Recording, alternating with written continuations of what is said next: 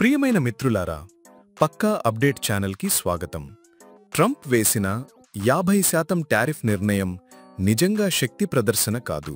ఇది అతని గర్వానికి, అహంకారానికి చిహ్నం మాత్రమే. ఎందుకంటే అమెరికా ఇప్పటికీ భారత్ ఎగుమతి చేసే ఉత్పత్తుల స్థాయిని, నాణ్యతను, ఖర్చు సమర్థతను కలిగి ఉత్పత్తి చెయ్యలేకపోతోంది. కానీ దీని ఖర్చు ఎవరు భరిస్తారు?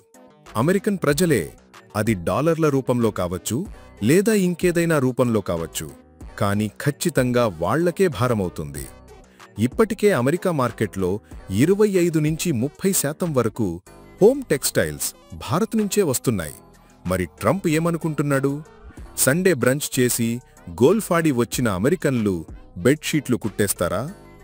ఇకపోతే ప్రస్తుతం భారతదేశం నుండి వియత్నాం గుండా దిగుమతి అయ్యే తువ్వాలు $30 ఉంటే అదే తువ్వాలు వాల్మార్ట్లో ఇకపై $70 చెల్లించి కొనాలి. ఎందుకు? ఎందుకంటే అది ఇక మేడ్ ఇన్ ఇండియా కాదు కాబట్టి.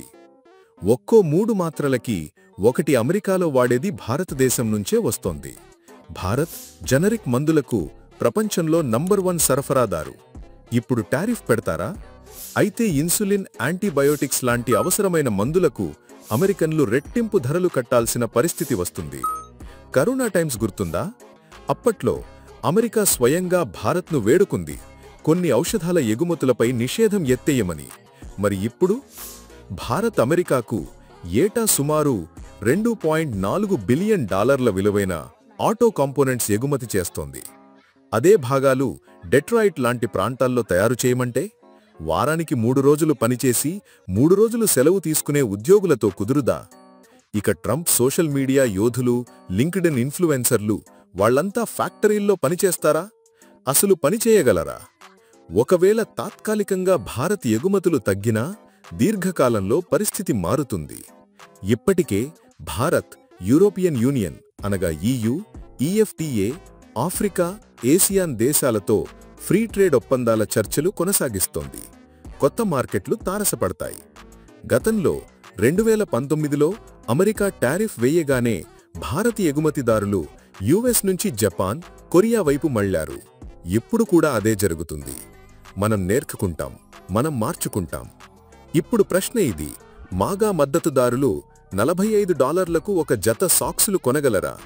అవి బంగ్లాదేశ్ పత్తితో ఎల్ సెల్వడార్లో కుట్టి మెక్సికోలో లేబుల్ వేసినవి. ఇదంతా ఎందుకో తెలుసా? మేడ్ ఇన్ ఇండియా అని ముద్ర ఉండకూడదనే ట్రంప్ అహంకారానికి తలవంచి. ఇది ఎంతకాలం నడుస్తుంది? దీనివల్ల ఎవరికీ లాభం లేదు. అమెరికా ప్రజలకే నష్టమవుతుంది. ఇంకో మంచి విషయమేంటంటే భారత్ భయపడడం లేదు.